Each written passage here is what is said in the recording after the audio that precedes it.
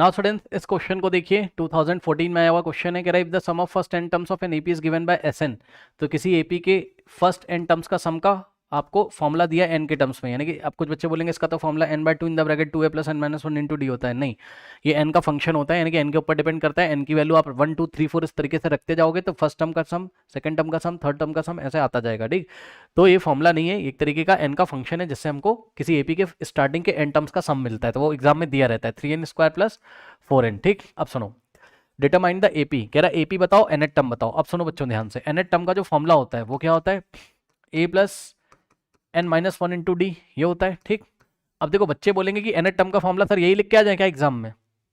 उसने बोला find the nth term, है ना, डिटरमाइन द एपी, एपी बताओ क्या होगी, एनेट टर्म बताओ क्या होगा। तो ये एनेट टर्म ऐसे लिख दोगे? नहीं, एनेट टर्म में एन तो एन रहेगा, क्योंकि उसने बोला एनेट टर्म, एन की वैल्यू उसने नहीं बताई, नहीं बताई भाई। जैसे बोलते थे ना 10 टर्म निकालो, 11 टर्म, आज उसने बोल दिया एनेट टर्म निकालो, तो एन की जगह तो एन रहेगा, लेकिन आपको ए और डी तो पता होना चाहिए। तो ए और डी यहां पता करोगे आप और रखोगे। अब ए पता करना है और डी पता करना है। ठीक, अब मेरी बात ध्यान सुनिए, ऐसे क्वेश्चन मैं बहुत सारे करा चुका हूं। इसमें क्या होता है, एनसीईआरटी में हमने एनेट टर्म का एक तो ये फॉर्मूला पढ़ा है, एक और पढ़ा है एनेट टर्म। जब भी आपको एग्जाम में एसएन दिया होगा तो याद रखिएगा एनेट टर्म का फॉर्मूला ये भी होता है एसएन माइनस 1, यानी कि किसी एपी के स्टार्टिंग के एन टर्म्स का सम माइनस उसी एपी के स्टार्टिंग के एन माइनस 1 टर्म्स का सम। अब हम क्या करते हैं, इस एपी में हम एन की, सॉरी इस एपी कह रहा हूं, आई एम वेरी सॉरी, सुनो। अब हम क्या करेंगे, इस फॉर्मूले में हम एन की वैल्यू एक बार 1 पुट करेंगे। जब आप 1 पुट करोगे तो आपको क्या मिल जाएगा, एन की जगह 1 रखो यहाँ, तो a1 is equals to S, n की जगह 1 रखोगे और माइनस एन माइनस 1। ठीक, तो ध्यान से चेक करो, यहाँ पे आ जाएगा S0, तो इसका कोई मतलब है नहीं, तो आप n की वैल्यू 2 रखो, क्योंकि S0 का मतलब स्टार्टिंग के 0 टर्म्स का सम, तो इसका कोई मतलब है नहीं। तो आप क्या करो, n की वैल्यू 2 रखो इसमें। ठीक, देखो देखो आप n इसमें 1 रख सकते हो, लेकिन S0 आ गया था जो आपको कंफ्यूज कर रहा होगा। तो आप यहाँ पे आ जाओ, मैं आपको बताता हूँ, सुनो। आप पहले यहाँ पे आओ, इसमें आप 1 रखो। जब आप इसमें 1 रखोगे तो आपको S1 मिल जाएगा। S1 का मतलब स्टार्टिंग के 1 टर्म का सम। और सुन लो ध्यान से, जो S1 होता है ना, जो S1 होता है वही A1 होता है। सुन लो भाई, भाई हाँ, जो S1 होता है वही A1 होता है, यानी कि वही A होता है। A1 का मतलब फर्स्ट टर्म, वही A होता है, हमेशा याद रखना। ठीक, S1 का मतलब किसी एपी के स्टार्टिंग के 1 टर्म का सम, 1 टर्म का सम का 1 का स्टार्टिंग, भाई कोई एपी लिखी हुई मान लो, ये देखो 2 4 6 है ना, तो हमने बोला इसके स्टार्टिंग के ओनली 1 टर्म का सम, तो भाई ये अकेले ही तो हो जाएगा, इसका सम तो किसी के साथ हो ही नहीं पाएगा। ठीक है ना, तो जो किसी एपी के स्टार्टिंग के 1 टर्म का सम जो होता है, यानी कि जो S1 होता है वही A होता है, वही A1 होता है। ठीक, इस बात को ध्यान रखिएगा। तो जैसे एग्जाम में आपको एस एन दे देगा, उसमें आप n is equals to 1 put कर देना, तो 3 इंटू एन की जगह 1, सो 1 का स्क्वायर और प्लस 4 इंटू एन की जगह 1, तो 1 का स्क्वायर 1 इंटू 1 1 होता है, 3 इंटू 1 3 और प्लस 4 इंटू 1 4, 3 प्लस 4 कितना होता है 7। तो इस तरीके से स्टार्टिंग के 1 टर्म का सम कितना हो जाएगा आपका, 7 हो जाएगा, और यही ए हो जाएगा, यानी कि ए की वैल्यू आपको पता चल जाएगी कितनी, 7। या आप बोल सकते हो ए बोलो A1 बोलो, बात क्या है, सेम है। तो इस एपी का फर्स्ट टर्म कितना है, 7 है। A1 से हम फर्स्ट टर्म को दिखाते हैं या ए से दिखाते हैं। ठीक, अब हम क्या करते हैं, ये वाला जो फॉर्मूला है आपने जो एनसीईआरटी में पढ़ा हुआ है, ठीक, नहीं पढ़ा है तो कॉपी में नोट कर लो। एनसीईआरटी में एनेट टर्म का फॉर्मूला एक और तरीके से निकाला जाता है, क्या, एस एन माइनस 1। इसमें N is equals to 2 put, इसमें N is equals to 2 put कर दिया करो, कर दो। सो एन की जगह 2 रखोगे is equals to S n की जगह 2 और माइनस एस एन की जगह 2, 2 माइनस 1 कितना होता है 1, चेक कर लो।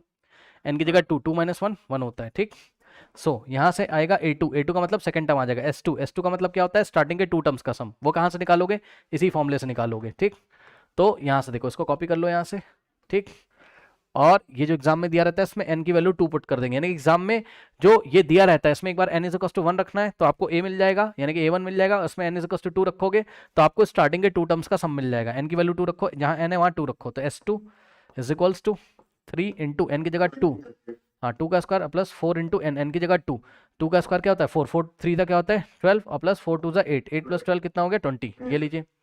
ठीक, तो इस तरीके से S2 यानी कि स्टार्टिंग के 2 टर्म्स का सम मिल जाता है। अब याद रखिए यहाँ पे देखो A2 निकालने के लिए, यानी कि सेकंड टर्म, A2 क्या है सेकंड टर्म, S2 क्या है स्टार्टिंग के 2 टर्म्स का सम, कितना आ रहा है S2 20 और माइनस S1 क्या था, S1 था 7। ठीक, जैसे ही आप करते हो तो आपको सेकंड टर्म मिल जाएगा एपी का, यानी कि A2 मिल जाएगा, 20 माइनस 7 कितना हो जाएगा 13। तो इस तरीके से आपको सेकंड टर्म मिल गया, एपी का फर्स्ट टर्म मिल गया, तो आप कॉमन डिफरेंस निकाल सकते हो यहाँ से। ठीक, सो कॉमन डिफरेंस कितना आ जाएगा, D is equals to second term minus first term कर सकते हो, A2 minus A1। Now D कितना हो जाएगा 13 और 13 माइनस A1, A1 कितना है 7। ठीक, कितना आ जाएगा यहाँ से 6। तो इस तरीके से इस एपी का कॉमन डिफरेंस आपको पता चल चुका है। यस, कॉमन डिफरेंस आपको पता चल चुका है। अब इसने हमसे क्या पूछा था, इसने बोला था डिटरमाइन द एपी, एपी बताओ। तो चलो आओ न्यू पेज पे चलते हैं।